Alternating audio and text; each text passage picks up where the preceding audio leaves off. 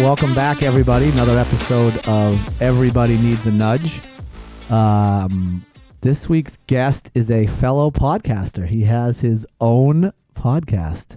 One of our originators here at Crowd Lending, Hussien Skaiky. Say hello, Hussien. What's up, guys? Did I got your name right? Yes. Okay, good. I was so stressed about that. I was practicing it all morning. Yeah. It really was. Story of my life. Yeah, that's not a normal name. Well, no, I shouldn't say normal. That's a terrible thing to say. Not a normal name. That's not a, you don't hear that often. So growing up, it was like every day, like every year, the first week of school when the teachers would have to, and I would literally just sit there in like anxiety because Well, how bad are they going to butcher my name? They're going to butcher it. And then kids are just so mean. And it was just this horrible anxiety every year, the first week of school. Well, it's a little good timing because it's the first week of school. We'll get into that, and it was revealed a little bit. Root beer. So do you know she has a nickname on this podcast? Root beer. Yeah, root beer. Have you ever heard of A&W root beer? I have. So A&W. Delicious. You get it? Yeah, the more I learn about Amy, the more I realize she's. We don't know an Amy on this podcast. We only know a root beer. We don't know Amy. Who's Amy? Root beer. Root beer. You're weird.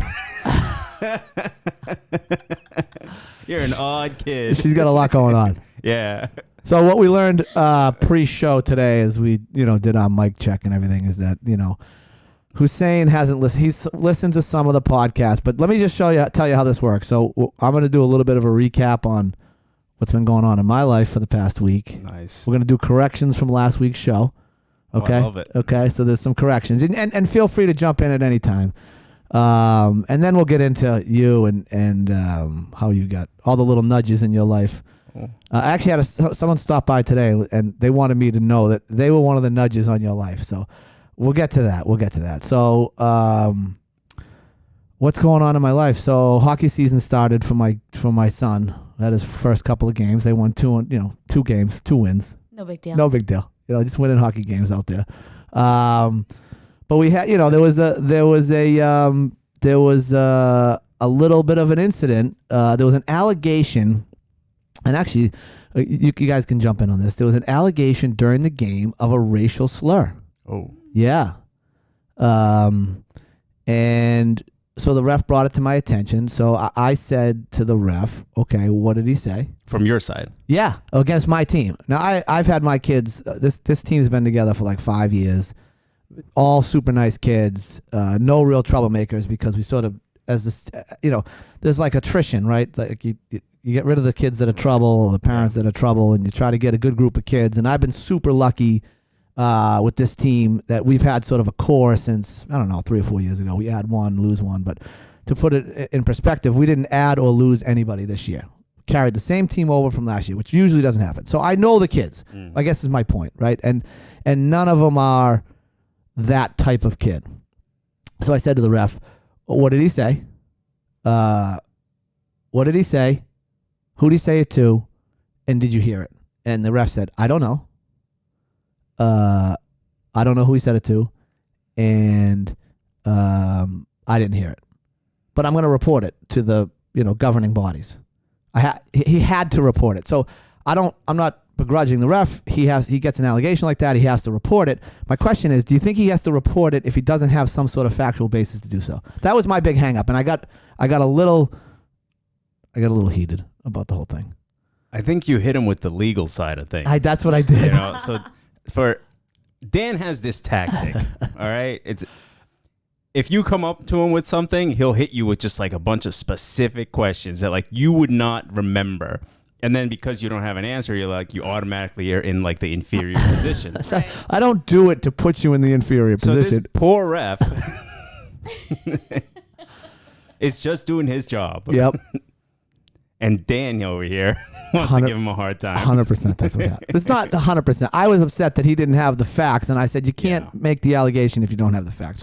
But did he tell you who made the allegation? Eventually, he did, and I spoke to that young man, and he denied it. So now you got a he said, she said. There was a whole bunch of other factors. My whole point of it was like you didn't have the facts, and you we're jumping to this conclusion. How old are these kids? 11 and 12. Okay. Yeah. So anyway, nothing came of it. We took we talked about it internally as an organization, and I had all the kids take a like a sensitivity training, online sensitivity training program. Oh wow. Yeah. Yeah. Figured it's a good opportunity to maybe learn something, you know. Even if you didn't, I truly believe in my heart of hearts that nobody on my team said it. I really do. I stand by them. But what a good opportunity, right, to sort of say, okay, you know, this is the effect that your words could have on somebody. Right. So I did a sensitivity training. I did it. I'm sensitive now. That's really interesting. Yeah. I compliment you on how you went about that. Yeah, Well, that was Because a handled lot very of well. people would just be like, "No, my guys didn't say that," and just that's Right. the end of it. Well, I can't take full credit because I talked to the guys that in the organization, and they were like, "Hey, why don't we handle it this way?" So Yeah. we talked it through. But yeah, that was sort of my weekend review. But they went 2-0. Nice. They're they're very excited and very happy about it. So we did have some corrections. So I'll go through and they're not all corrections on the show, but they're like answering some questions too. So, do you know what an e-bug is, Hussien? You're not a hockey guy. I'm not a hockey guy. Okay, so we talked about an e-bug, which is an e-bug is the emergency backup goalie. So every team in the NHL has to have a guy in the rink that's the e-bug. And if one team, all the goalies on one team go down, whether it's home or away, he goes in and finishes the game because they don't want to not finish the game because they don't have a goal. Sure. That guy does not get paid. That was a question we had last week. Oh wow. Yeah, he's considered an amateur and does not get paid. Does not get paid. I walk on my elliptical. Yep. And I go for like walks with people. So like Online, virtually. yeah, like Yeah. on the screen, right? Yeah. So like this guy was walking me through New York, and my sister asked me if the aromas were there. There are no aroma. There's no smell coming from the machine. Wait, but was this? Oh, guy that's like a right. Yeah, you tour did. You had your guide? sister on. Yeah, I had my sister on. Was he just like a fellow? He's a tour guide. No. walker? He was a tour guide. And he took me through the city of New York. I some amazing facts. So 5 Points down in New York City, which was like a slum. It's called the 5 Points neighborhood. They couldn't clean it up, so in 1880 they just leveled the whole thing. They just went down there and wiped it all out. Gone. Move out. What's there now? It's like a nice neighborhood, Yeah. the 5 Points neighborhood. Yeah. Crazy thing, and actually, maybe you have some experience with this. But before we get in, what is your religion? What is your background? What is I'm your Muslim. religion? Muslim. I'm Okay. Lebanese. Now, Muslim. Lebanese and Muslim. So, a couple rules that I'm not going to ask you any more questions about religion. Really, we stay away from religion, politics, and anything that like might aggravate somebody. Yeah. Gotcha. But when this guy was taking me on the tour, a couple things that he pointed out was there's a lot of ethnic neighborhoods, obviously in New York. They have their own police departments that aren't police. That they have like a bunch of Jewish people that are police officers, a bunch of Chinese people that act as almost like a liaison between the police and the people, because the police that go down there, the New York police can't speak their language or don't know their cultures. So they help with the investigations. Did you know that? I did not know that. Yeah, pretty interesting fact about this. great. It's great, right? Huh. I would expect less crime. You would expect less crime. And I think there is less crime in those neighborhoods. In like Chinatown, Little Italy. They had a bunch of, I guess there's a Polish neighborhood. It was very interesting. But what I also thought was interesting was I think it was in maybe in Chinatown, they have stores where you can buy paper made things made out of paper, like little paper ships, little paper cars, little paper Origami. bottles of alcohol, and then you put them in the casket and they burn them as like a gift to these people in the afterlife. Did you ever see this? I've never heard. You never heard that? Yeah. That's pretty cool. It's pretty cool. So like, and then on the anniversary of someone's death, if you want to send them up a new boat, you go down and buy a paper boat, and you go over and you burn the boat, and that's supposed to send the boat up to your loved one in the afterlife. So I gotta get on this machine love that. that. Oh my Dan's God, using. it's amazing. You can learn so much. It's amazing. It really is. So I want to keep going on this because there's a couple different other things that I learned. Times Square was named after New York Times. Did you know that? I did not know that. So Times Square. I'm learning so much today. Right. Times Square used to be called Long Acre Square or something like that. And the New York Times moved down there and they paid a whole bunch of money to be called to get the city of New York to change it to Times Square. At the same time, the Herald Tribune, the New York Herald Tribune, moved somewhere else and they got the city of New York to call it the Herald Square. So I guess there's a Herald Square in New York City. Nobody knows about it. But also I feel like nobody knows that Times Square is named after the New York Times. Yeah, the New York Times. Right? They moved their headquarters down there. And they did it because that was the first subway station and they wanted the guy to announce that you are in New York Times Square. Incredible marketing. Incredible. So then the owner of the Herald was like, well, I'm going to start Herald Square. And Herald Square sucks. I Times Square is awesome. Herald Square the next time I'm in New York. Totally do, right? Like the busted out square. It's just like a bus stop. Right. Think about how pissed the guy that owns the Herald is. Like, God damn it. Times Square. Funny. And there's no, so the last thing I'll say about New York, and then we'll get into other corrections here, because I do have some corrections. So the building where the ball drops. Yeah. Do you know there's no tenants in that building? They make all their money by outside sign advertising. Makes sense. Yeah. Believe that. Yeah. It's crazy, though. No tenants. Because they can't get, That's good. Less maintenance. it'd be a fire hazard. Yeah. I know. And the last thing I'll say, so this guy that took me around New York was like really cool.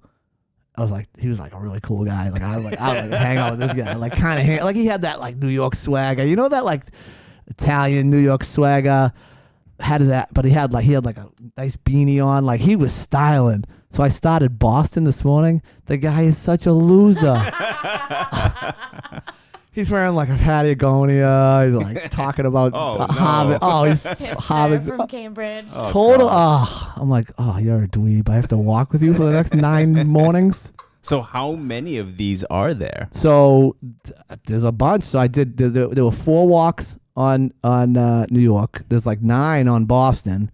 And then I want to go to like Chicago and see what, you can go anywhere in the world. This is great. You never have to leave your... No, and you're out there, you're doing your thing, you're walking. Getting your steps in. Yeah, learning. This is great. And then it's unbelievable.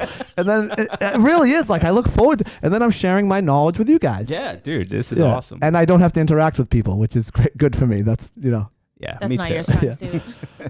So a couple quick corrections. David Willantis, who started the Dumbo neighborhood in New York, he's worth $2.5 million, not $1.5 million. Billion. 2.5 billion. I think I said Jim Taylor. It's James Taylor, the musician. That's a bad one. That's a bad one. Yeah. That's really bad. MTV started in 1981, not 1982. My sister said 82. Chris Kelly, little piece of information from Crisscross. Remember that group, Crisscross? Was that after you? Crisscross will make you jump. They wore their clothes backwards. I know the song. Yeah. Yeah, I don't remember. So those the were group. they were like 11 or 12 years old. He died in 2013. Ooh. Oh. Yeah. We talked about that. Remember? And then finally, the guy's name from Dropkick Murphys is Ken Casey. Ken Casey. So those are my corrections. Oh, you know what else happened in my life? What? So I'm driving on the highway yesterday, and I dropped my daughter off. So she's in the car. She's in the car with her classmate, and they got in a fender bender. Yeah. So I had to pull over on the side of the road. You want to know what the best part? Nobody was hurt. That was obviously the best part. But actually, you know what the actual best part is? I got like 5 text messages because people were going by me, and they were like, "Oh my God, I saw you on the side of the road." Yeah. Wow. So I'm getting famous from my podcast. Becoming a celebrity, man. I know. It's unbelievable. I don't know how he gets through the doorway That's sometimes. all right. But think of it. That's pretty cool. All these people are like, "You all right? You all right?" I'm like, "Yeah, I'm good." No big deal. It's got a little fender. I didn't get in the fender bender. My daughter's carpool driver, who's 17 years old, got rear-ended. No damage though. So that's what's going on in my life. Those are the corrections. That's how we start the show here. Love it. Now we get into Hussien Skaiky, who is an originator here at Crowd Lending. Yes, sir. Now, how this works is we go all the way back in time. Okay. From the beginning. So I want to know, where were you born? So I was born in Sierra Leone. Okay. Which is a small, tiny little country on the western side of Africa. Wow. Yeah. It's literally How far away is that from here? And can you pick up a bus and get there? yeah, you can swim across the Atlantic. But yeah, it's literally the size of like Rhode Island. Really? Yeah, it's a tiny country. And I moved here when I was 6. Well, okay, so brothers and sisters, though? I mean, So my older sister was born there with me, okay. and then I have a younger brother and a younger sister who were both born here. Born here? Yeah, Okay. All right, so you come over at 6. yeah.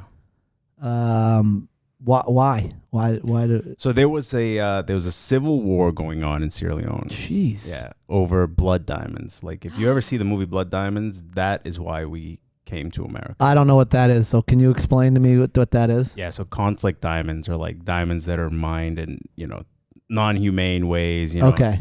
They're called blood diamonds because there's usually, blood on someone's hands. Yep. But yeah, because people have fought wars over them, so they're called blood diamonds. But are they fighting war? And excuse my ignorance, but are they fighting the war over the way they're getting the diamonds, or are they fighting the war over the diamonds themselves? So the war itself is more than just the diamonds aspect of it. That's just like a part of it because that's where like a good amount of money is.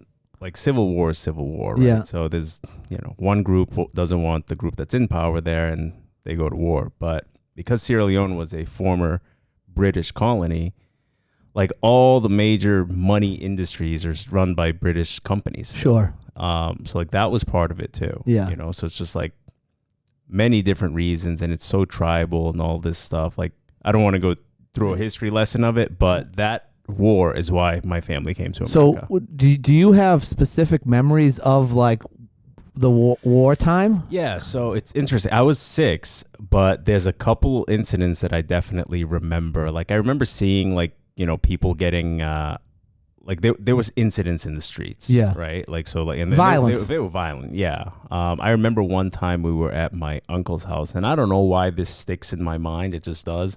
But like we were on his balcony and he was eating dinner, and like we would hear things in the background like explosions, and like I remember just saying like we're just like hanging out eating dinner, Right. and like there's bombs going off. Right. There's stuff going on in our backyard. But yeah, I mean, so we got out pretty early. My cousins and uncles have probably better stories than I do because they stayed. They did. Yeah.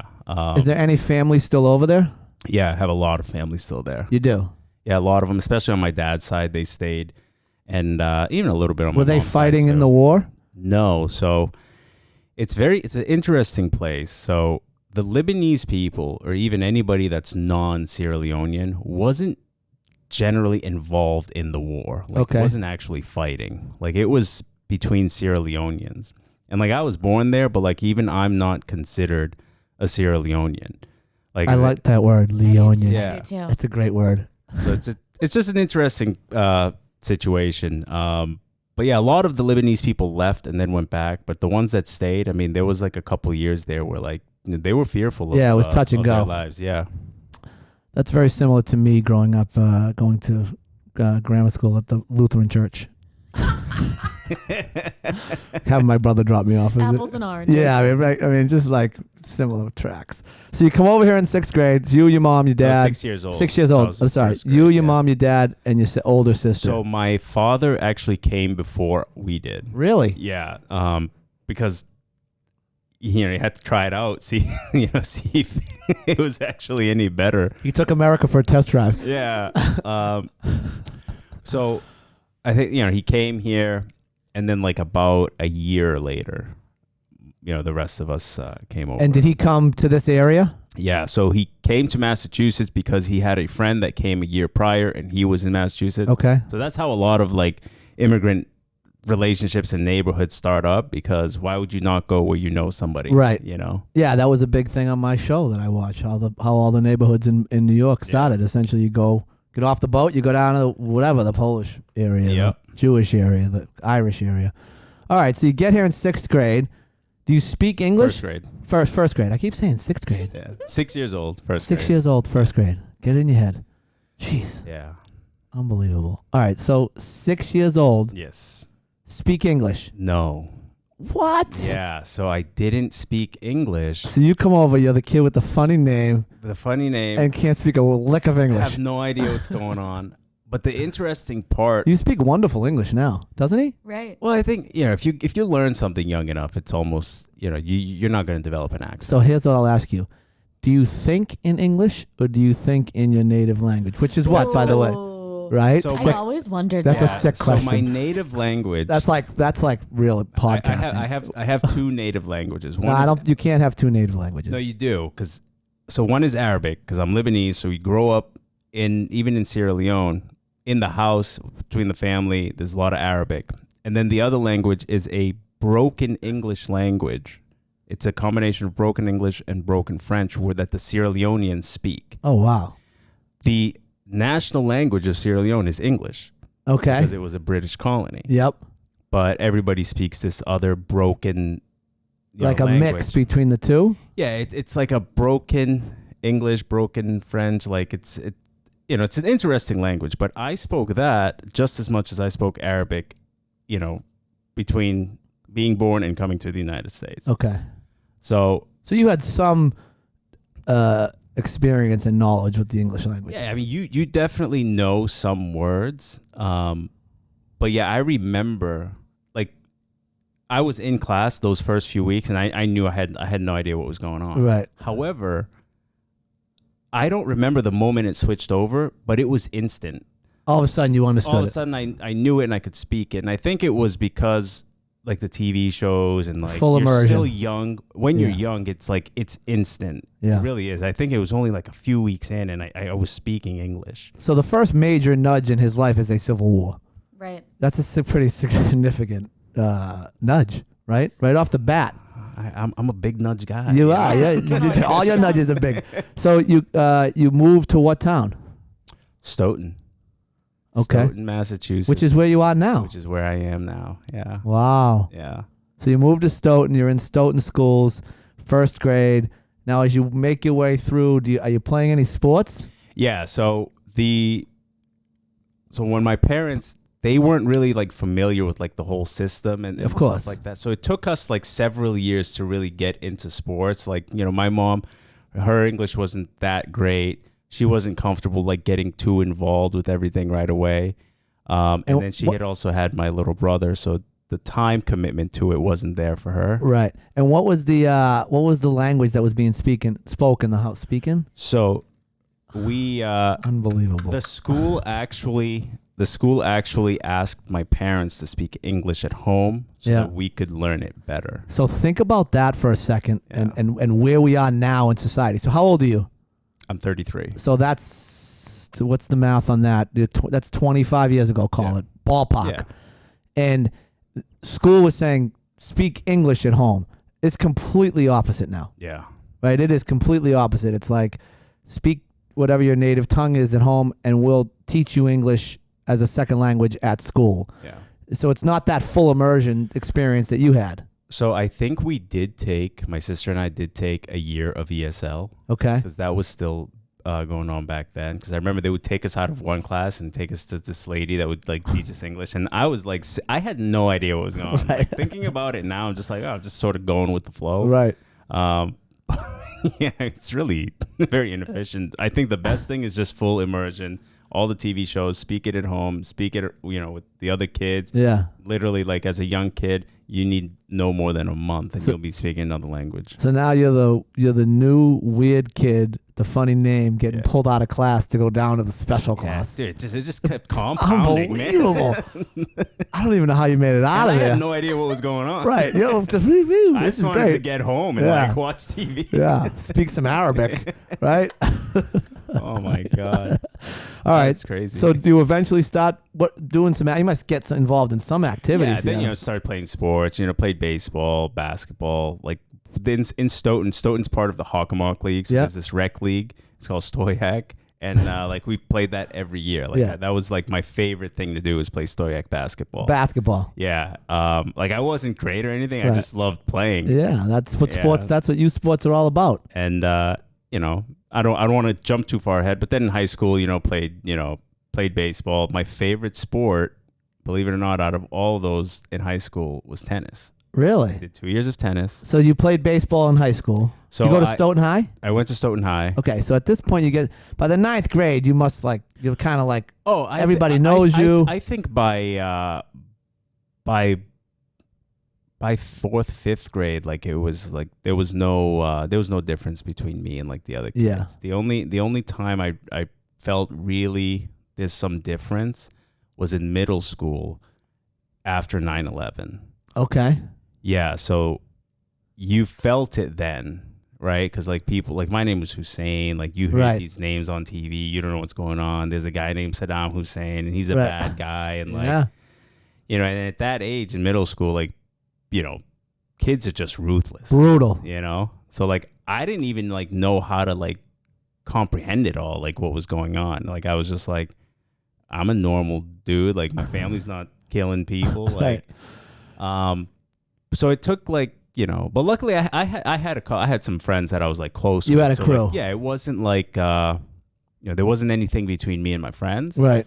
But like you definitely like, you could feel like some people were just a little bit, you know, uncomfortable. Interesting. But then throughout high school, like after a couple of years, like people have short, you know, memories. That's the beauty of America, right? Yeah. I mean, nobody remembers crapola because it's like the news cycle is 30 seconds. But like a few years past that, like it was a non-issue, and you know, high school was fine, college was fine. So you play some sports in high school. Yeah. Do any other activities? I was part of. So Stoughton had this like I don't know. It was called like Challenged Enrichment. It was like problem solving like courses, and really, like, yeah, it was like a group for like. They'd literally pick you if you had like high enough grades, and you'd be put in this like special program to like solve these like creative problems. That's pretty neat. That is. Yeah, so it would be like how do you put an egg in a tissue box, throw it off a building, and make sure it doesn't crack, like stuff like that. Sure. You know, or like how do you build a bridge that that can hold, I don't know, 50 pounds or whatever it was, like with toothpicks or something. So you got picked for that. Yeah. So that's a nice little nudge there. Your grades were good enough to sit. I mean, I wasn't. I don't know. It sounds like he was a nerd. So, I got good grades for a couple of reasons. Number one, I had a really good memory when I was younger. So, like, if you ask my parents, you don't have it now. Not as much. Yeah. If you ask my parents today, they'll tell you they never saw me study for anything. I just never studied, and I'd always get good grades.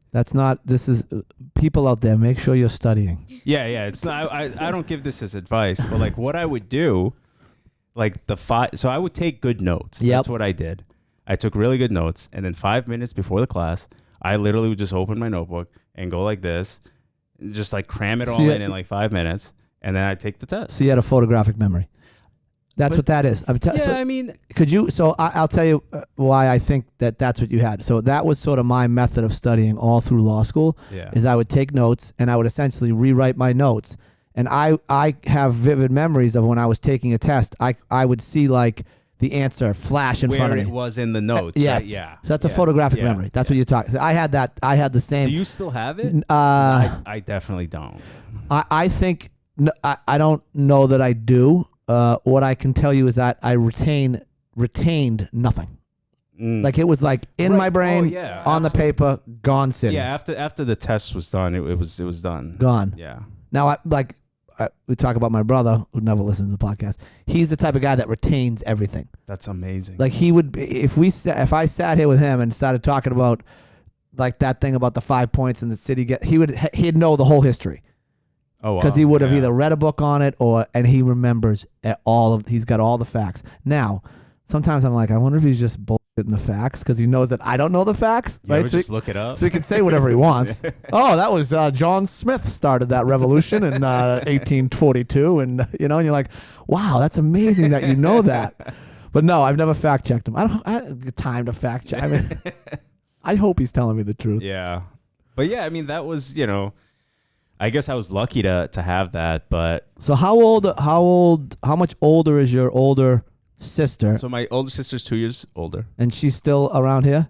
She's here too. She's a nurse at Brigham's. Oh, nice. And then what about your younger? My younger brother is 26. Okay. Or 27. I should probably know that. He just recently got married, and he lives in Norton. Okay, local. Yeah, my younger sister's 19. Wow, that's a big delta. Yeah, so there was, it was a mistake. It was a mistake that we don't tell her how much we love her every day. That's the mistake. It was an accident. Oh no, I tell her. You tell her it's a mistake. She was a mistake. I just joke around. Yeah, you have to. It was an accident, but we still right? love you. Yeah. Even though you were an No, accident. she's good. She's a good kid. She's in college, UMass Boston. So Nice. yeah, we've been fully ingrained in like Massachusetts now for probably 25, 30 years. So it's, I just like now it's so funny. Like now I don't consider myself any different than anybody else. Like that's American. I consider myself American first. Right. Which is like, it's something I'm like really proud about too. Right. Like there's some people like they like to like, cling on to like, no, I'm this, I'm that. I'm like, no, dude, like if people ask me what I am, like I'm an American. Right. That's what I am. And then I have a Lebanese background. Yeah. Interesting. Yeah. So from high school, you go to college? I did. Where do you go? So I first went to UMass Boston. Okay. And I was going to be a lawyer. Oh. And yeah.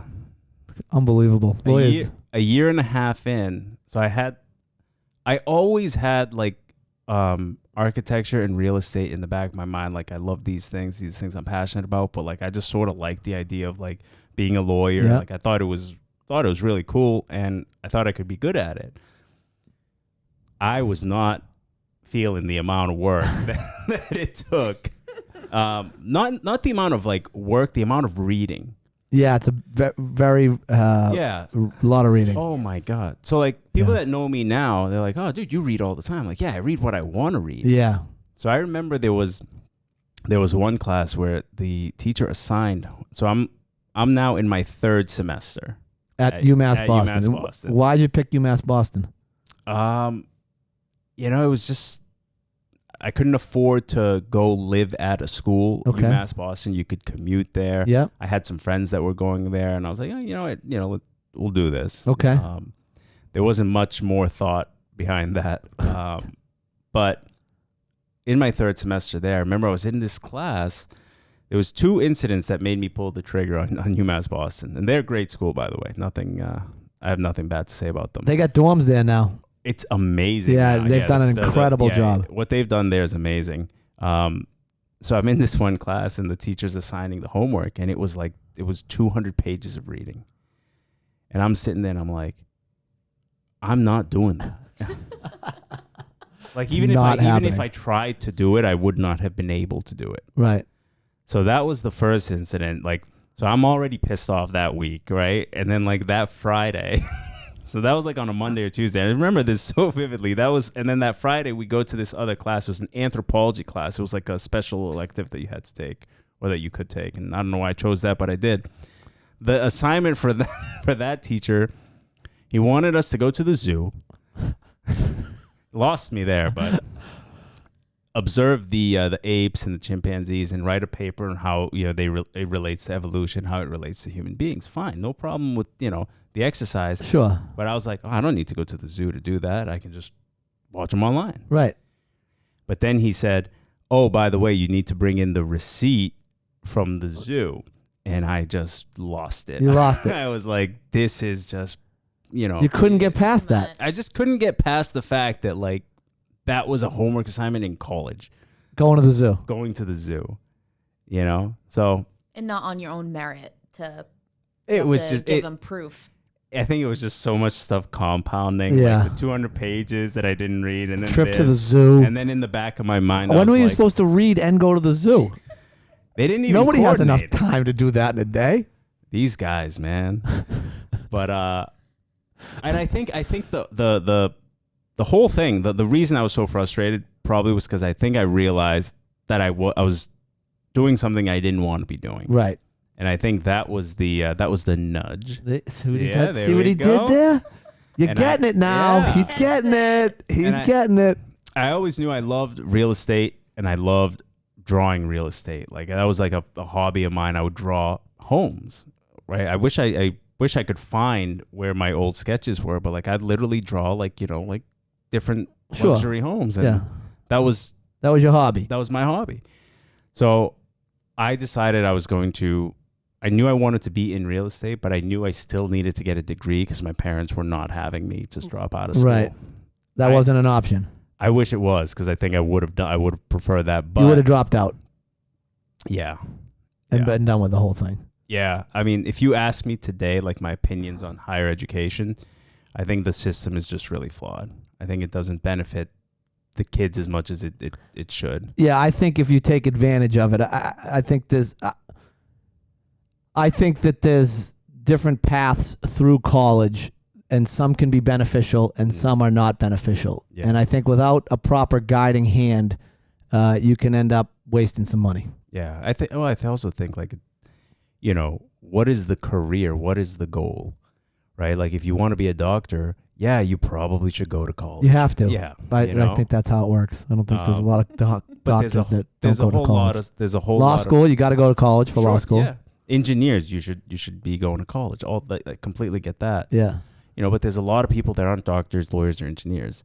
And, they've been sold the bill of goods on a 4-year degree. Now they're paying all these student loans back, and it's not, the return on investment isn't there. Mm-hmm. I agree. But back to me. Yeah, because that's what this is about. So I switched. Kids out there, college is good. Don't listen to Hussien. Doesn't know what he's talking about. Go on. I wish we could spend just 2-3 hours debating that. No. Oh my. We're not going to do that. Because that's boring and would be asleep. Everybody be sleeping. Oh, I think I beg to differ. I think people would love that. No, they wouldn't. conversation. Nope. Not my audience. My audience wants to hear us make fun of each other. Right. That's about the level we're at. So I realized I need to switch. So you go to a different school. I did. You did? I switched to the New England Institute of Technology in East Greenwich, Rhode Island. Okay. And it was the best decision I made. Really? It was fantastic. Like, I have nothing but great things to say about that school. I switched to an architecture major. It was a hands-on experience. All the professors were practicing architects with their own firms. It was unbelievable. And I graduated from there. Talk about an endorsement of a school right there. Yeah. I want to go to that school now. No, that school. So it's like it's a very interesting school. Like, it's a tech school, right? But it's you walk out of that school and you could literally go get a job at an architecture firm immediately. Yeah, because you did it. You did the AutoCAD, you did the drawings, you did the sketches. Like, they actually taught you practical working in architecture, not theory. Right. Like, oh, this, blah, blah, blah. Like, no. So that was the big difference between Suffolk Law School and a lot of the other law schools. Suffolk Law School is a very practical school. This is the practice of law, and they have a lot of, they've had a couple of mock courtrooms on the top floors, and you would actually try cases, and you would actually present to, like, you're presenting to the Supreme Court. Very, very hands-on, much like it sounds like that school is, and very practical stuff, as opposed to some of the better known names. Maybe it's the Harvards, even BC, BU, Northeastern. They're very based on theory and law and sort of the high level stuff. And that's why you see a lot of lawyers, if you go through sort of the Rolodex of judges and clerks and people that work in the court system, I'm going to say 70 to 75% of them are either from Suffolk or from New England law. And then when you go to the high-end firms, Hale and Dawes and those type of places, those are where the BC, Harvard, and Northeastern guys end up. Guys and women, I should say. Yeah. But similar experience that I had in my schooling was very, very hands-on.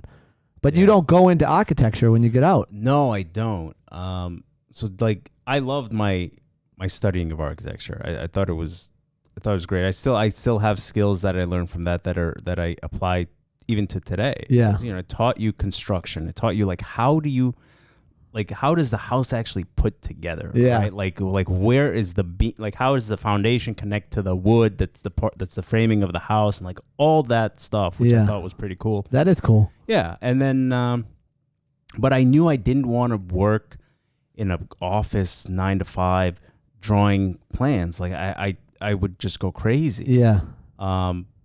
So after I graduated, that is what I started looking for. I started looking for those opportunities because, it's sort of like, what else are you going to do? Well, I have a degree in this. So I'm going to go get a job in Right. this, and that's the path that I'm going to take. But it was a very interesting time when I graduated. It was about 2012. Yeah. 2012. From college? 2012, 2013. Yeah. Jeez. So I'm so old. I graduated in 1998 from college. Oh my God. Where where did the time go? did it go? I got to get out of this room. I got to get on with my life. My life's passing me by right now. You're doing a podcast. Now I'm doing a podcast. Do you want me to help you up? Yeah, would you? Oh my. Wow. I'm a young 46 though. Very young. Yeah. Oh, dude, give yourself a lot of credit, man. You look great for 46. Jeez, thanks, buddy. You don't look old. How old do I look? 45? You look 40. All right. Really? That's Say nice. 40. Yeah? Yeah. I'll take that. Yeah. I'd look so much younger if I still had hair too. Imagine if I had hair. Oh my God. No, when you get a fresh cut though, It looks tight. that's Yeah. tight. Yeah. It is. I got to do that more, I think. I can't let it grow. No. Chicks dig the bald head, man. I know. They All right. Okay. Hold on. Hold on a second. Woo! She was like, yeah. Moving on from I don't even know what we're talking about. Architecture. Yeah. Yup. Architecture. So all right, I graduate, yeah. right? And then I'm looking for a job in architecture, but it was a very interesting time because most of the big firms, after all the layoffs because of the recession in 08, Yeah. they were hiring, but they needed experience. Like there was a backlog of work. I wasn't. Unless I wanted to fetch somebody's coffee. Like I wasn't. You weren't wasn't sniffing happening. that. Yeah. So literally by a stroke of luck, I'm sitting there and I'm looking on Craigslist because all the Indeeds and I'm just like, what? I got to figure something out. Like Are you working at all at this point? Like Yeah, I'm working as a waiter. Paying your bills. Just paying my bills. Yeah. And I'm like, all right, I got to figure, like, what is it that I want to do? Right. I knew I wanted to be in real estate of some form because that was around the time in my life I'm reading, Rich Dad, Poor Dad, and, books like that. I was like, I don't want to be a real estate agent. I don't have any money right now to go flip a house or buy a house and rent it out, but I want to be in real estate, but I have this architecture degree and I like designing homes. And I like, so I'm literally just like frustrated one night. I'm looking on Craigslist and there's this ad for a part-time like assistant for a real estate developer. And I was like, oh, that sounds interesting. Yeah. So I apply, I have an interview. Turns out this is a gentleman that was flipping like 5 to 10 homes a year. And that was his main business? No. So he also had a hard money lending company. Oh. Yeah. See how we brought that around? See, look, it's a little lob that question out there. I'm getting so good at this. So at the time when I met him, the flipping was the main business. Yeah. That was the big money maker. Yeah. So this is 2013, 2013. I think I was flipping houses then too. Oh, yeah. That was a good time to flip houses. The best time to flip houses. Yeah. Yep. You were getting 40K wax in Brockton. Like it was in your sleep. Yeah. So I started working for him. I was doing, it was good because I could use my my architecture background and start to learn real estate. So like I would do the plans for like all the home flips. Like I would go to the houses, I'd measure it, I'd do the plans as is, after. And then like he had, a friend that was a licensed engineer or licensed architect would just stamp them. Yeah. But like I would do But did you have all the software and everything to do them? Yeah, so I still had the software from school. Oh, okay. All right. I thought don't anymore. Doing the, them the license expired. I thought you were doing them on the back of a napkin. Here you go. Bang that out. So, well, funny story about that. You actually could submit that to a town. You for could. a house flip. 100%. Yeah, they don't. It doesn't have to be a professional. Yeah, I actually can. I have a couple of memories of literally submitting like a handwritten drawing. I'm gonna move this wall. I'm gonna put it over here. Yep. As long as it wasn't load bearing, they really didn't. They didn't care. Yeah. So I start doing that. I'm doing it. Do you know what load bearing means? You can't knock it down Why? because the house will collapse. All right, way to go. Root beer. So we try to educate here on this podcast because we are sponsored by Crowd Lending. Da-da-da. Da-da-da. Crowd Lending for all your lending needs. Crowd Lending. There we go. We got it done there. Okay, we can move on now. We gotta have it. We gotta write this off. It's all about. Oh, dude. Yeah. So, anyways, I'm doing this for about 6 months. Doing the plans. Some admin stuff. Trying to learn this and that. So it sounds like you immediately started doing more than sort of what he was looking for. Yeah. So one of the things. So good for him for recognizing the talent. Well, he told me he didn't want to hire me at first because he knew I was like overqualified for the position. Yeah. He was like, I'm really looking for like an assistant. But I was like, you know what, dude, I want to do it. I want to learn. 6 months in, I went to him and I was like, hey, dude, because it was part time. Yeah. I was like, hey, dude, I need to find something better. Like I can't. I love what I'm doing, but like this is not. I'm not gonna. Yeah, it's a part-time gig. I gotta do something else. So, it was literally again stroke of luck. That's see these aren't strokes of luck. These are the nudges. Yeah, root beer. So the luck part was the nudge. I say that to him. He tells me about the hard money lending company that he and his partner had started. It was only a couple years old, and the kid that was doing originations for them for the prior year, because this was around the holiday time, they were letting go. He wasn't producing. Right. And he was like, we need somebody to step into that role. And I was like, all right, I'll do it. Yeah. Like I have no idea. No clue. Yeah. But like it gave me a great opportunity to just figure it out. Right. So the way they got me started, which was great, was I started doing the construction draws. So like I would go out and meet the borrowers. Yeah. Learn how to talk to them. Learn what the construction is. Learn how like the ins and outs of the loan.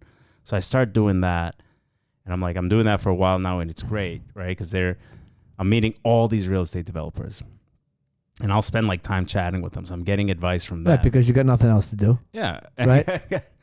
Right. You try to fill your day. That's what you're doing. I mean, I'm just call it a spade. When you have all kinds of time, you're like, hey, I'll just hang out with you for a little while, finish this cup of coffee. I'll go do a construction draw inspection. I'll sat there and talk to the guy for 45 minutes. Yeah, and they love to talk about their projects. Yeah. But one thing I realized about real estate developers, if you're not a threat to them, they don't mind sharing everything they know. Right. Which I thought was kind of cool. So I learned a lot, and then I was starting. And they didn't see you as a threat because you weren't out there flipping houses. I was their lender. Yeah. Right. You were on their side of their. I was their lender. Yeah. But I also did, after a few months of doing that, like I got a little arrogant, because they put me in sort of a position of power where like I would approve and send these draws. Yeah. It was like the developers had to like get the permission from me. Right. Like, yeah, I'm not. I shouldn't have this So responsibility. you had that. What did my sister call it last week? Imposter syndrome. Imposter Yeah. syndrome. So you were like fake it till you make it type. I guess. Yeah. But it gave me a sense of arrogance because what it made me think was, oh, I could flip a house no problem. Right. So there's a little nudge right there. And then I did, and it was not a good idea. Really? And the whole thing just. So you made a little money. Now you're gonna go flip a house. Yeah. You're like, I can do this. Yeah. So. And you borrow from the. I borrow from my employer. Yeah. And it was great. They give me this great deal. Low down payment. Like, right. Put everything in the end. Oh, awesome. It was a dose of reality because I quickly, even though that was not a successful flip, it was probably the time in my life I learned the most about what I do today. Yeah. And this is what allows me to speak to borrowers today on the same level. What do they say? The best lessons are expensive, right? So that was an expensive lesson. Yeah. Should have had that instead of the student loans, but that's okay. See how he brought that back? Well done. Good job. So I learned from that experience that the hardest part about our business or our client's side of the business is the management of the construction. Because finding a deal is hard. It's probably a little bit harder in this market, But back one- then, yeah, there back were, then it there was were easy. deals. deals on the MLS. Yeah, there were deals on MLS. You're Yeah. right. Do you know what MLS is? No. Multiple listing service. It's like where if you're a real estate agent, Yeah. you get access and has all the listings for all the towns. It's a great website. Yeah, it's cool. We are sponsored by MLS. Are we? Yeah, right now we This are. week. MLS for all your listing needs. MLS. I'm still stuck on the fact that you found a job on Craigslist. Right? I So- know. Is that still a so thing? back- Is Craigslist a thing? No, it's not. Back then, Craigslist was a lot more useful, I think, than right now. There's a lot of just weird stuff. turned on real Craigslist. dark Yeah, at it got some dark. point. Yeah. Don't go on Craigslist, Rufio, okay? Whatever you just Yeah. call, whatever you need, I'll get it for you. Yeah, don't. I'll get it. Your old friend over here will get it for you. I've been on Craigslist though, to like when I was looking for buy a boat or something like that. I would poke around for that. I've sold stuff on Craigslist. I think you just gotta be careful where you click, right? Yeah. Yeah. You can end up. Like, what's that game? Minesweep What's that? on the old computers? Or you click a box and. Oh the yeah, whole yeah. I thing know what you're talking about. explodes. Yeah. Oh yeah, yeah. The They had, impossible to win game little, that yeah. nobody played. they had like little red ones. Yeah, yeah. I Nobody never could wins. figure Nobody out wins. what I the actually know purpose. one kid who is a master at it. Sean Marshall. is his Sean, name. if you're out there, Shout out to Sean Marshall. great job on the Minesweep, buddy. I was more of a solitaire guy in those early games. Yeah. I was Solitaire was up my. I liked Oregon Trail. Do you remember Oregon Oh Trail? yeah. Oh, yeah. Fantastic. That- Great Yeah. game. Great game. But you think about how far video games have come. I mean, now Well, it's like I remember that, like, originally when you first got these computers, you couldn't use the phone and the internet at the same time. Yeah. So, like, I would have to, like, sneak out of my bed at, like, 11 o'clock, run to the living room and, like, get on the computer. because that's what the computer was. Yeah, because I couldn't use it during the day. Yeah. The dial-up noise. Oh, yeah. We had our Oh, first yeah. computer was a Gateway computer. I had a will never Gateway. Forget it. Yeah. I had I a- was so pumped when we got it. Gateway. I had one of those. Yeah. I think that was my first I think that was my laptop in law school. Would that make sense? 1998 to 2000ish. I definitely had a Gateway. Windows 98. Yeah, That was the big one. That Yeah. was the big year. that was a big You're year. doing big things, Dan. I know. Getting Windows 98. Everything's timing up right with my life. There's a video online. I hope I can enjoy it before I end up in the retirement home. Next year. God, root beer. Wow. Yeah. See, this is what happens. We deteriorate from a wonderful story into a I'm name so uncomfortable right now. into a mudslinging contest, and then we got off the air. That's how it works. That's the podcast. I did not see this side of It's amazing. root She's really beer. coming out of her shell. Yeah. Yeah. Easy, kid. I know. She's so proud of herself right now. She's so proud of herself. All right. So you flip the house. You with this gentleman. Shall name like Voldemort. What was it? Voldemort, right? On Harry Potter. I've never seen Harry Potter. Really? Yeah. Have you seen Harry Potter? No. Oh. My boyfriend is a big Harry Potter fan, and I tried to watch it twice, and I fell asleep both times. Oh man, it's pretty good. Yeah, my kids read all the books. The books are like this. Yeah, the books are cool. Books I are remember good. when they were a thing. Like I got one just to like try to read it because everybody else was. It's And then I was like, yeah, it's a tough. It's all my kids read it. hard They read. love it. It's It's a nuts. hard Yeah, read. it's It's a hard read. As recently as like Hank, who's like 9, he's 11 now, but when he was like 9, he was reading Harry Potter. nice. Super smart, just like unbelievable, just like his dad. Yeah. Takes after me. Is the room getting smaller? My head's getting bigger. So, how long are you with this company? So, this is my my first hard money lending experience. I'm with them. So this for, is like 2013. yeah. So 2012, 2013. I might be mixing up the dates, but I'm with them for a few years. Yeah. Yeah, about 3 years, I think, 2 to 3 years as an originator. Yeah. And that was such a great time. The real estate market, like that was the dream time for flipping. Yeah. I agree. So hard money lending companies, funding all these flips. That was like the best time to flip. Literally, like it was still the experienced people were the ones flipping. Yep. It wasn't like everybody's trying to do. Yeah, the this. TV shows weren't out yet. Yeah. There was deals galore. Yep. Because everyone was cleaning house after the recession. I mean, I remember the foreclosures and the short sales. They were all over the place. Oh yeah, it was nuts. And then at that time too, in Boston, there was really only like a couple big hard money lending companies. Yeah. We were the new guys, and I was young and naive, and I just said, I'm gonna just do what I do, right? So I started just doing the social media thing. Yeah. And I was just like, all right, I'm just gonna outwork all these, old guys, right? Like they're not gonna outwork me. Can't keep up with the young buck. So I'm just doing all the social media. That rhymed. Doing all the social media, relentless. But it was back then. It was like Facebook, right? Facebook, Yeah. LinkedIn, Yeah. and then I'm just relentless in just like my direct mailings. Yeah. So everything that you see today that all the companies are doing today, I was doing it then. Yeah. So like I still get postcards today from hard money lending companies because like, they'll look up LLCs that bought homes in 10 years. They'll send them, Yeah. hey, we lend hard money. Yeah, you're going through the registry of deeds. That's tedious work. It's not easy. No, we would, so my buddy and I that worked there, like we would spend hours just putting the list together. Yep. And then just postcards. So like we were doing something at a time where nobody else was doing it. So if you were a builder and you got this thing in the mail, it's just like, oh wow, this is nice, it's fancy. Like I remember one of my most successful campaigns, I literally spent hours putting together like this 3-page pamphlet, full page. Yeah. Trifold, I think they call it. But not the little ones, like the big one. Explaining who I was. Trifold. What our story is. Yeah. Multiple examples of deals that we've done, how we've helped clients, testimonials, like just so much crap in this thing. It took me so long to do. I'd write a letter on top of it, introducing myself and who we are. I'd hand sign it, put in a big manila envelope, because if you get one of those, you open it. Yeah, I learned that early on because I was like, I throw away so much mail that I don't even open. But if it's a big, I open it. Like, Yep. So who taught you that? It's a great little nudge in your life.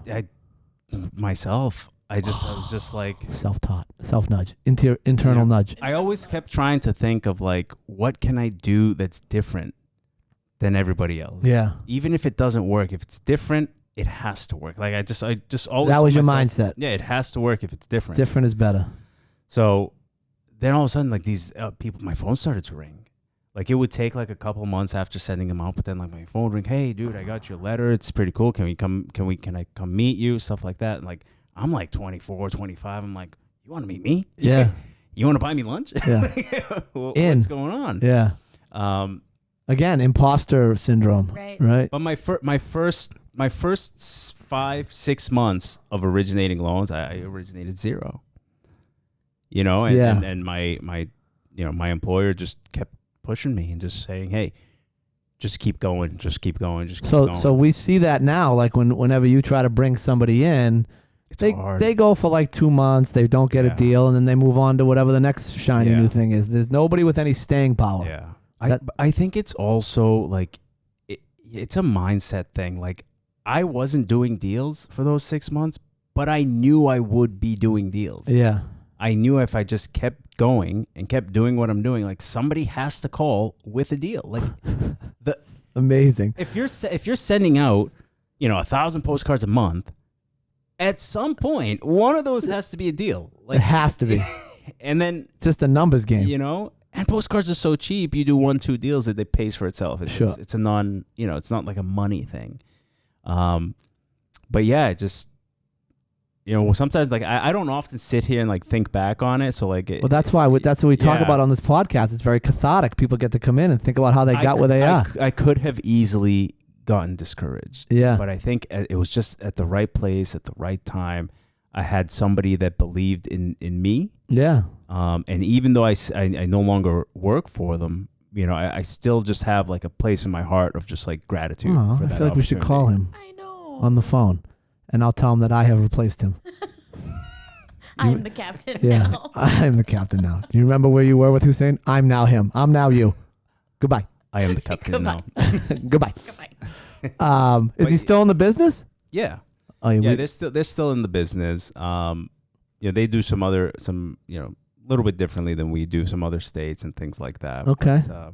But, that was my introduction into the hard money space. And again, I really think it's being at the right place at the right time. It's just looking for opportunities, maybe where you wouldn't otherwise think an opportunity would be. And like for me, I took a part-time assistant job, which I was way too qualified for, just to have the opportunity to learn something bigger. It's a great nudge, great little nudge right there. Led it all the way to so at some point in your career of hard money lending, you connect with Paul McRae. Yeah.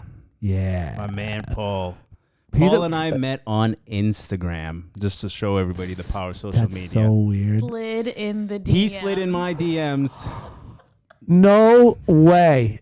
And it was... Dan just got on Instagram. So. Yeah, I'm on the Insta. Oh, no, yeah, no. You can't say that? You can. You can. Yeah, I thought it sounded cool. Yeah. I'm on the Insta. I'm on the Insta. Yeah, I tweet. What I do that What too. do your children feel about this? They love me, my kids. And all their friends love me, actually. They think I'm hysterical. I believe that. So I'll tell you the Instagram story. I was posting my hard money Beach stuff shots on of me Instagram. in my bikini. And Paul slipped in my DMs. Thirst traps. Paul, if you're listening, don't let them discourage you, my friend. He was here today, so go on. I'm okay, listening. okay. I'm listening. So I'm posting about hard money on Instagram. Again, I was getting out ahead of. I left the Facebook stuff. I mean, it was on in the background, but now Instagram was starting to take over. So I'm like, I got to get heavy on Instagram. Paul reaches out to me and says, "Hey, we close loans." It was still Nigerian and Associates. Yeah, I think it was maybe the last month. Yeah, probably. It was towards the end, maybe. Yeah, so probably like 15, 16. No, actually, I think crowd lending you had just started. Crowd lending was in operation when we met. Yeah. So, I meet up with Paul because he was willing to reach out to me. Meet up with Paul, introduces me to Dan. All of a sudden, it's like, okay, they've got this crowd lending, and I don't know what's going on. So I meet Dan, and Dan's like, yeah, we're trying to lend, we're trying to grow this and that. And I'm like, oh, okay. I think the first 6 months, I was just brokering deals to Dan. Yeah. And we then, closed it. We were closing in your name, actually, and then you would sign it over. Sign it over. That was your big thing. You wanted to make sure that the borrower knew it was you that was funding the deal. Yeah, because I was trying to grow. I was trying to grow as a lender on my own. Yeah, and I think one of the most important lessons you can take from this is you can't do it on your own. It's not possible. You need a nudge. You could own a very small thing on your own. He's not picking up what I'm putting down over here. He's not picking it up. I mean, how do you walk right by? That was incredible. Anyways. Everybody needs a nudge. But I think about 6 months of doing that. Yeah. I had to nudge Dan. Oh, you did? I had to nudge Dan, and I was like, hey, dude, let's just join forces. And so Paul McRae was in here today. I love Paul. I do too. He's my boy. So handsome too. Dreamy. He really is. I mean, not bad for 50.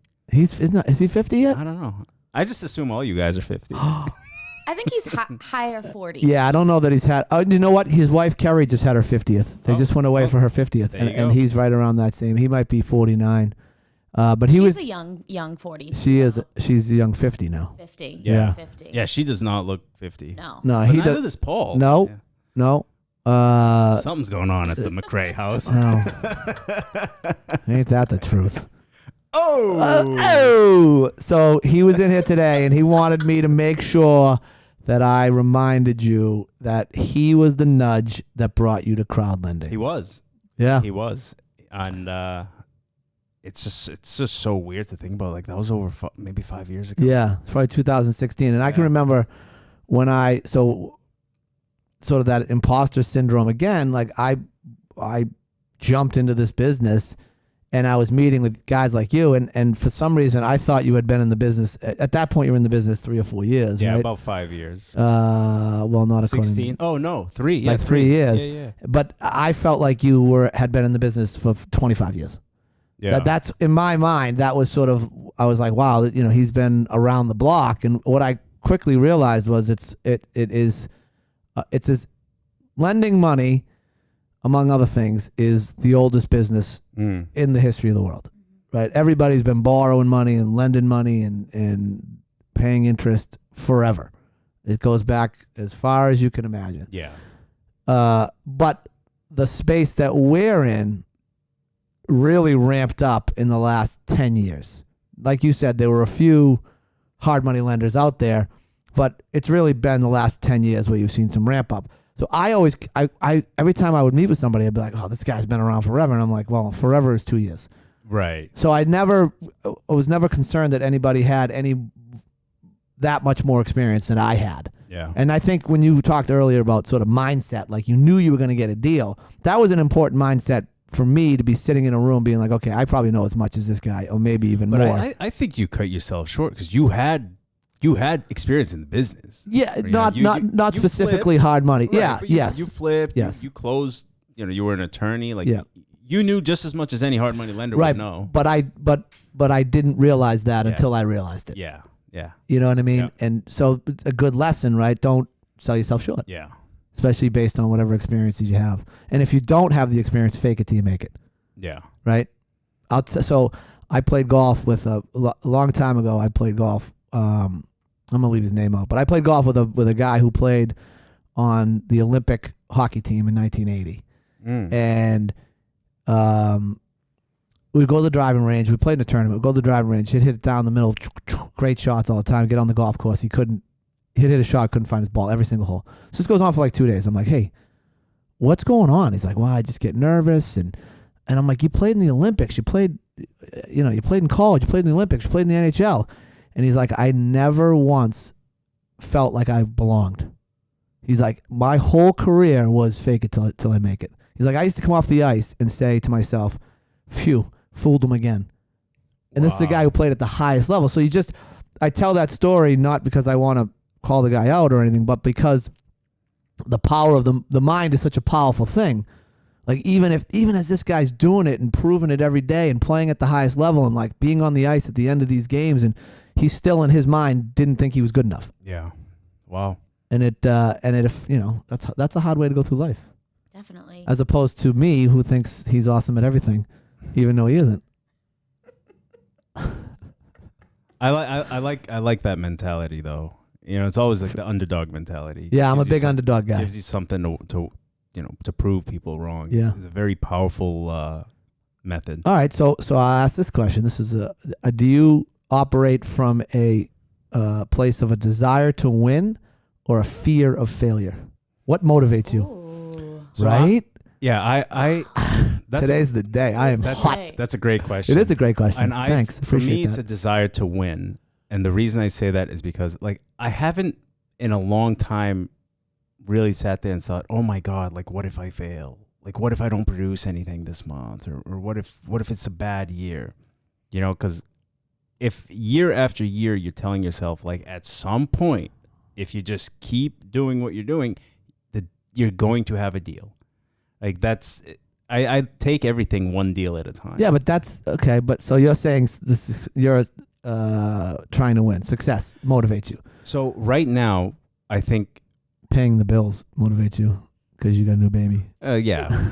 I mean, diapers are expensive. Don't Don't let anybody tell you don't need money. You definitely need money. You need dough. But Do-re-mi. I think for me, the way I look at things right now is, I don't need, like, I'm not afraid of losing what we've built. Like I think we're at a point now. I know for me personally, like I'm trying to just push it as far as possible.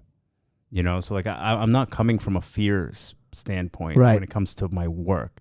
And maybe in other parts of my life that there's always fear. Everybody has fear, but like for me, I'm just like, if we lose a deal to some other lender, like I want to know why we lost it, and I want to make sure it doesn't happen again. Yeah. Like that's just how I. But it's not a fear of failure that's motivating. So I think sometimes a fear of success is more prominent than a fear of failure. No, I don't have that. You really? No fear of success. I think Fear of failure. What if I lose? What are people going to think? I'm not talking about business. I'm a very I don't have a long-term vision. I do have a long-term vision, but I don't in the sense that I'm just going day to day, right? I'm just trying to get the next deal done, move on to the next deal, solve this problem, solve the problem that's in front of me. right? And then all of a sudden you look back, and 7 years later you got crowd lending that's been around for 7 years, and you got all these employees in this sick office, unbelievable podcast, and everything else we got going on. But I never was like, okay, here's my 7-year plan. Right. It was just like, what's the next problem? Sure. What's the next problem? What's the next problem? So I've never had either of them in business as far as failure or fear of or motivated by success and money, right? What I've really had, I'm talking more athletics. I always operated in my golf from a point of the fear of failure. The thought of losing to me is very disturbing. I hate to lose, and that motivated me.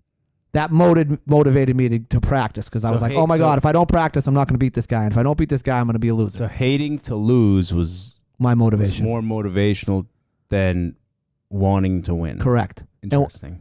But there was no, when I did win, and I would win a lot, it was a sense of relief. So not celebration. Correct. Ooh. Oh.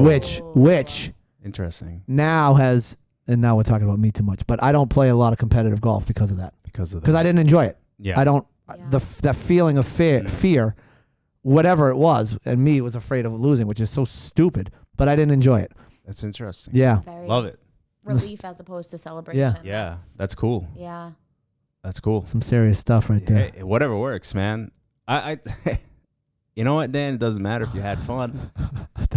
Doesn't matter if you had fun, but you won. But there's the thing, like, I wasn't having fun because I was afraid of losing instead of like the elation of trying to succeed. It was just a different mindset. So that's why, I try to, that's a good, you should be talking to, when you're now raising a son, and maybe he's going to, we'll get to that, but now maybe he's going to go play sports. So you got to, and I try to talk to my kids about make sure you're having fun and that you're trying to succeed and not worry about what someone's going to say if you lose. Because the thought of losing to me was a big motivator. So fascinating. Yeah. So now at some point in the last 5, so I've seen Hussien go from single guy, workaholic, to single guy, workaholic, but having a relationship, sort of an overseas relationship, right? Which took some time and some energy, to married Hussien. Yay! And so talk to me a little bit about,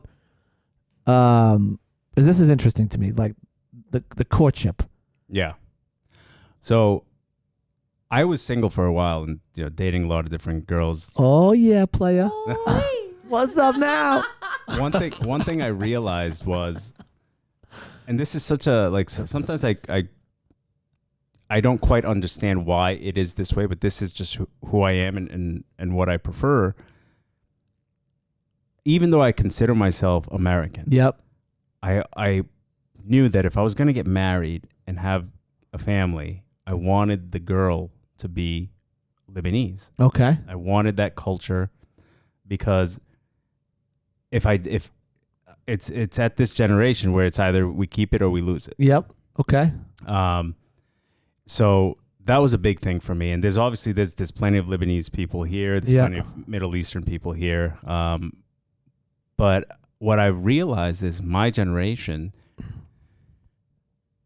the cult that you can just, like, I can say I'm Lebanese, but if I'm not, acting Lebanese, then, are you really Lebanese? Yeah, so I really wanted that. So I'm Armenian. It's only 25%. I don't have any Armenian traditions. I don't have any. We don't speak the language. We don't eat the food. None of it. Yeah. None. Yeah. It's not part of. It's not. I mean, other than my last name, it's not really part of. And I think of my tradition. I think Lebanese people will probably be just like that at some point, maybe in a generation or two. But for me, one thing I wanted to keep that culture, at least while I'm alive. Yeah. So I always knew at some point, like, I was going to marry a girl from overseas. Okay. So how do you meet her? So I met her through some mutual connections. Yeah. I go to Lebanon a lot. Met her. It clicked. It clicked. You know, I came back and wasn't really like talking to her right away. Then at one point, like we were following each other on social media, and I like made a comment on something, and it just led to Slid in the DMs. led to a conversation, and you know, it's. So how many trips over? I mean, you were going over a little bit. I mean, Yeah, I mean, I still do. Like, if my wife hadn't gotten pregnant, we probably would probably still be going back and forth. Well, we had. Let me backtrack. Yeah. So in the courtship stage, I went over probably a handful of times. yeah. For decent stretches, 2 weeks. Yeah, you know, 2 to 4 weeks. Yeah. Whichever one. There was one long stretch. You went for a while. So there was a long one, but it was more due to COVID than anything. We were pretty much shut down. You know, the lending side. I got stuck there a little bit because of COVID. Yep. I was supposed to come back before her papers were ready. A week before I'm supposed to fly, they told us her interview was soon. I was like, you know what? I'm just going to wait this thing out and fly back together. But, yeah, I mean, that's... and did it work out? Did you stay until... I did, You did? Yeah, it worked out. So it almost didn't. So they told us it was going to. Then they shut down again for COVID again. And I was just like, oh, my God. Like, I just extended, like... I can't do, you know, I needed to get back. I don't like being away from home for you were gone for a while. too long. Yeah, it was like 2 months. Yeah, I know. And thankfully everything worked out. But I think that's a very mature decision to make to try and continue the Lebanese traditions. Yeah, That's a heady decision to make, and it took a lot of effort to find the right girl. It would have been easier to just let it go. Yeah.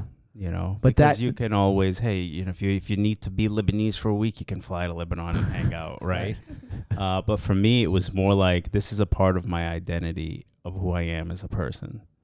So you can see sort of throughout your life, you're making decisions to, I don't want to say take the hard road, but sort of take the road where you're like, okay, I'm going to keep doing this until I get a deal. I'm going to make a conscious decision that's going to go down a harder road to make sure I keep my Lebanese tradition alive, right? Yeah. As you're making these decisions in life. I mean, I've made plenty of easy decisions too. Yeah. But like on the big stuff, I think, you know, whatever it is that makes you at peace is what you should be doing. Yeah. Like I could have given up on you know, trying to be, you know, a great hard money guy, but then I would have just gone and done something else and been miserable 6 months into it. No, but I'm saying so. But it's I agree with all that. Okay, but it takes a special type of person to make those decisions, looking down the road, knowing that if you take the easy road, which is the easy road, you're going to be miserable in 6 months. So you're not going to take the easy road. Those are mature decisions. Yeah. So at sometimes in my life, so like I look at it as like, you know, what are the next 3 to 5 moves? Because sometimes I can make a decision today and it would satisfy me today. Right. But maybe a month or a year from now, that decision is going to have a negative impact. Yeah. You know? Again, that's a mature way of looking at it. So you get married. And as recently as a month. Oh, as recently as 10 days. 10 days? Yeah, my son is 10 days old. 10 days old. Yeah. It is like this big. Oh, right? It's awesome. It's amazing. 8 pounds, 3 ounces? 8 pounds, 3 ounces. All right. Yeah. Hardy. Yeah. I think my guy was like 6 pounds, 10 ounces. Well, he went full term. He was born on his due date. Really? Yeah. I like that. Yeah. Timeliness. He's next to godliness. He's a punctual He was man. like, I'll be there. What day, Doc? I'll see you then. All right? But man, what an interesting Wrap me up experience. nice. Swaddle me. Do you know how to swaddle? I do. Yeah. I've changed a fair amount of diapers in the Yeah. last 10 Nothing days. worse than changing a diaper. So he's at the stage now, or that's what they say, where like he's trying to figure out what his sleep is. Yeah. So like the last 2 nights have just been so rough. Yeah. It's been bad. Cry me a river. I got 3 of them. Yeah. They never sleep. You never sleep right again. Never. Yeah. That's Ever. that's what I'm concerned No, with. you never sleep right. Like, let's say he gets on his schedule, but like, I'm done. Like, I used to like pride myself. Like, I used to make it a thing. I have to have 8 hours of sleep. You're never going to happen again. This is not good. No, and you know, when they get older, then they're out, and then they, you know, like my Annabelle's out, right? So she's gonna sleep. We got Life 360 or whatever. We got. I can see where she is right on the phone. Yeah. So like I'm not sleeping until I know she's at Oh yeah. wherever she's supposed to be, right? So now we're up. I absolutely see myself being up until I know that they're home. Not only, but Or so where they're supposed to what be. you're gonna go through is new baby. You're gonna have the monitors, right? You got the thing, Yeah. screen. Oh, yeah. You can watch them. Yeah. You'll be like, yeah, and then as soon as you hear a noise, you're gonna be like, what? Boom, in that room, because that's just the nature of it. So no, that's how sleep it's is been. over for you, buddy. It's over. That's It's how all it's over. been. Oh, that's all right. Yeah, It's worth it. it is. It's such an awesome thing, man. Like I didn't expect myself to be this like In love. yeah, Yeah. you know, because I'm not. If you ask my wife, Aww. if you ask my wife, she'll tell you like I'm not a sensitive guy. Like in the sense like I don't show emotion. Yeah, you're like you know? me. Like I can understand the emotion, Yeah. but like I don't just show it. Like it's just Yeah. she thinks I'm crazy, but the way I process like emotions is like I tell her, because my wife is very emotional, even before the pregnancy stuff. Like she's a more sensitive person than I am. She's like, how do you just like not care? And I was like, well, it's not that I don't care, but like if I have, let's say my emotion right now is sadness. So like I literally tell her, like I put it out in front of me. I'm like, okay, this is sadness. This is why I'm sad. And now I'm just going to put it over here. And I'm going to move forward. Yeah. Because as a, like, I don't think that's healthy. That sounds so It's- unhealthy. Right? Because you're gonna have like a whole bunch of shit on the side of your road, and one of no. these days you'll be like, "Oh no!" well, I think There's my sadness. There's my anger. I actually don't. And now they're all coming at me. I actually don't think it's unhealthy. I think the more conventional approach is the unhealthy one. Is to react to the sadness and let it let it, I guess, take hold over you for an extended period of time. But like, I'm not dismissing it. I'm understanding it. I'm understanding why it's there, if it's sadness or anger or whatever. And then I'm saying, okay, it's time for you to be over here because we have to move forward. You are one cold-hearted mother ever, Ooh. right? I can imagine the disagreements. You don't care. Yeah. No, I care. I just put you on the side of the road and I move on. I just bagged you up. But I will say this. I will say Dropped this. you at Goodwill, and I'm moving on now, and we'll get something to eat because I'm hungry. And then I'm gonna take that guys- emotion you and I'm guys- gonna move it to the side of the You road. guys are making it what it's not. No, you said what it was, and we are running with it. It's a healthy digestion of emotion. Okay. All right. We got to move forward. Because what All choice do you have in life? No, I agree. You got to Right. move. You got to move Right. past Gotta it. No, move I agree. forward. So But I will say that I can already tell that approach is not going to work with my son. as it relates to your son, And that was something I'm just so worried about it because I want to set him up to succeed in a very competitive world. yeah, And by just giving in to everything is not setting him up to succeed. well, You And know, now so you feel soft. I do Yeah. feel soft. and we're gonna take that and move it to the side of the road. I tell my wife, I'm like, listen, you got to let him cry for a little bit. It's okay. And then like 30 seconds in, I'm like, all right, give me Wow, that's how it is. So you're gonna have more kids? I mean, it's not. You're not done. You're we're gonna not- keep trying. Yeah. Yeah, you are. Not. Oh yeah, Not. Yeah. that's what I'm talking about. Probably in a few years. Hopefully. Yeah. Whatever I'm blessed with is okay with me. Oh, that's so deep. Stoic. I know. Well, Hussien, I appreciate you coming on. Oh, this was awesome. We didn't even talk about it. He's got his own podcast. I'm sorry we didn't talk about That's it. all right. What's it That's called? all right. It's called the Human Experience Project. Yeah, make sure you watch mine, not his. Yeah, watch Dan's. Dan's is funnier, lighter. It is a lot lighter. Yeah, I like it. But anyway, thank you for coming on. Thank you. Much appreciated. Root beer, thank you. Oh wow, I think he's the first one that ever thanked you. Oh, thank you. I'm a gentleman. He is a Soft gentleman. now. Yeah, he's soft. Sun made him soft. Now, yeah. Thank you, Gabriel. So, Put it over here. Gabriel, if you ever need anything, let me know. Because as everybody knows, everybody needs a nudge. There you go. All right, Hussien, thanks, buddy. Thank you.